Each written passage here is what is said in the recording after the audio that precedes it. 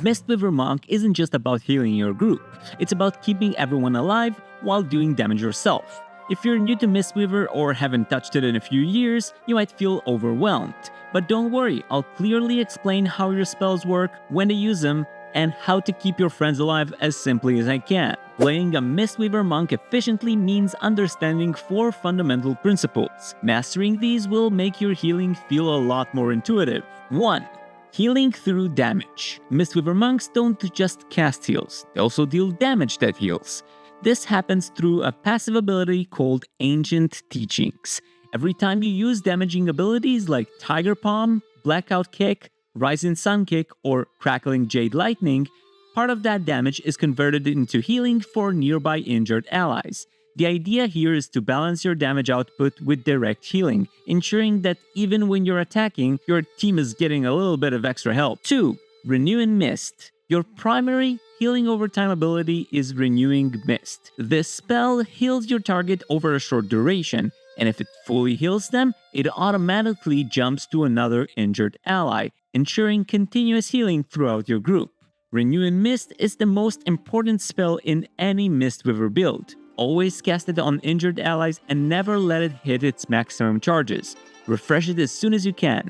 This steady heal is your foundation, and using abilities like Rising Sun Kick will extend its duration, keeping your group consistently topped off. Mastering Renewing Mist is key to maximizing your overall healing throughput. 3.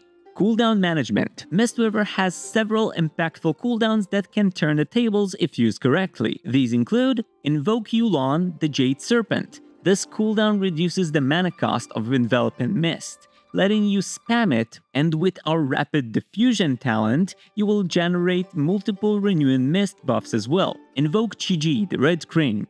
This one empowers your damage-dealing abilities like Rising Sun Kick, Blackout Kick, and Spinning Crane Kick, so you can continue dealing damage while healing your group.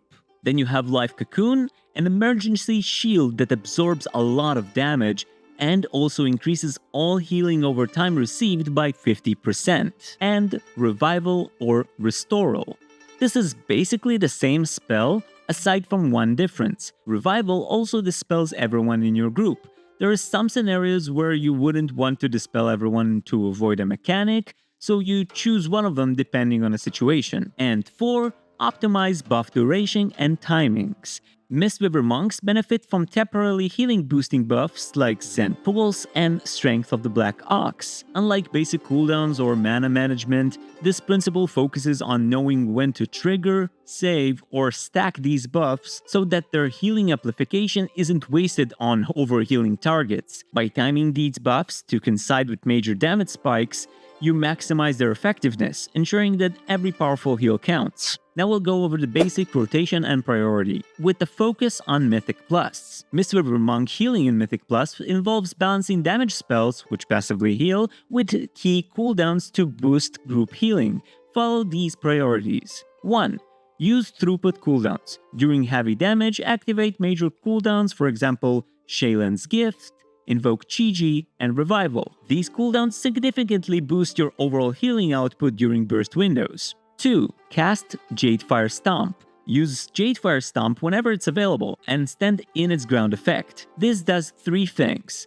It heals multiple allies via Gusts of Mist, trigger Jadefire Teachings, allowing our single target damaging abilities to heal more, and grants Awakened Jadefire for an even bigger boost. 3. Manage Renewing Mist charges. Always keep Renewing Mist active on your party members. The healing increase from the Chi Harmony talent is important for keeping players alive. 4.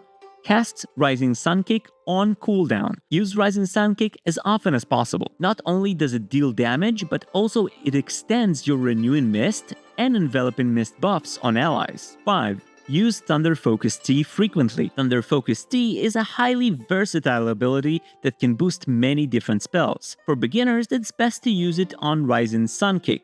Doing so reduces its cooldown, which synergizes perfectly with the Rising Mist talent, extending the duration of your Renewing Mist and Enveloping Mist by up to 4 seconds. This extra time means more consistent healing for your group during heavy damage phases. 6. Heal with Vivify as needed. When incoming damage exceeds what your damage healing can cover, cast Vivify to provide a direct emergency heal. 7. Leverage damage spells for passive healing. In situations with 4 or more enemies, use Spinning Crane Kick to heal allies through Awakened Jade Fire. With 3 or fewer enemies, keep using Rise and Sun Kick on cooldown and use Tiger Palm and Blackout Kick to quickly build Teaching of the Monastery stacks for extra healing. And 8.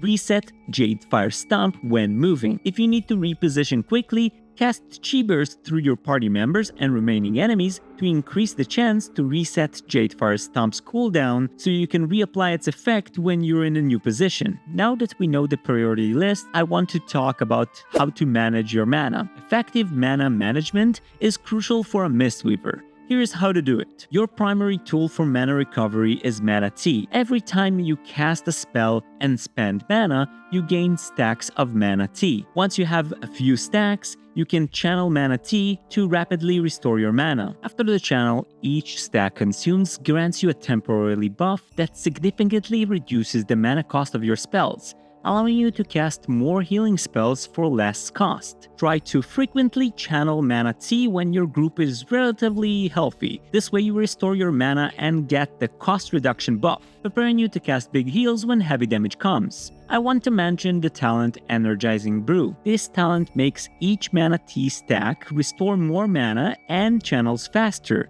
It's great if you rely heavily on mana-intensive spells. But even with efficient restoration, avoiding unnecessary mana use is essential. Don't spam high-cost spells like Vivify unless needed. Use them only when the group is taking significant damage. Keep Renewed Mist active to reduce the need for expensive spells. Utilize your passive healing from Ancient Teaching as much as you can, saving your mana for emergency heals and powerful cooldowns. And always monitor your Mana Tea stacks. Try not to let them sit at the max 20 stacks because that wastes potential recovery. To summarize everything, playing Mistweaver Monk effectively comes down to healing by dealing damage, use your damaging spells to trigger passive healing through Ancient Teachings, keeping Renewed Mist active, maintain constant uptime while spreading healing on your group, and manage your mana efficiently. Frequently channel Mana Tea to restore mana and lower spell costs. Mastering Mistweaver Monk is all about balancing these elements. Once you get a hang of it, you'll find that this spec can be both powerful and rewarding. If this guide helped you out, please like and subscribe for more beginner-friendly WoW guides. Thank you all so much for watching, and I'll see you next time.